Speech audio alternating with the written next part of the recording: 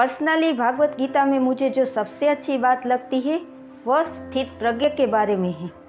पहले श्री कृष्ण अर्जुन को समझाते हुए कहते हैं कि मनुष्य आत्मयोगिक बल द्वारा अपनी अंतरात्मा में झांक कर परमात्मा को देख सकता है।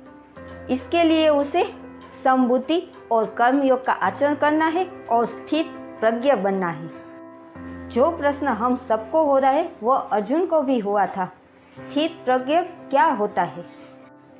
इसके बारे में श्री कृष्ण समझाते हुए कहते हैं कि जो मनुष्य दुख होते हुए भी मन में उद्वेग ना रखता हो, मतलब कि दुख का भाव ना रखता हो, ना ही सुख की लालसा रखता है, ना ही काम, क्रोध, मद, मोह, लोभ, भय इत्यादि विकारों को रखता हो और सिर्फ अपने कर्म पर ध्यान देता हो, वो मनुष्य स्थित प्रज्ञ है।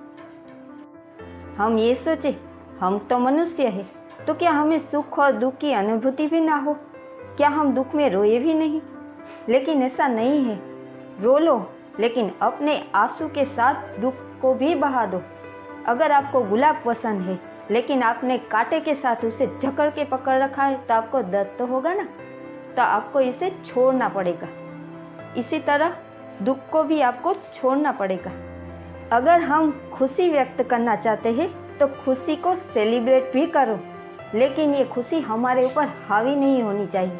कछुए और खरगोश की स्टोरी हम सबको मालूम ही है। खरगोश आगे दौड़ के निकल गया और वो खुश हो गया कि मैं तो कछुए से आगे हूँ, फिर सो गया। बस हमें ये नहीं करना है, खुशी हमारे ऊपर हावी नहीं होनी चाहिए।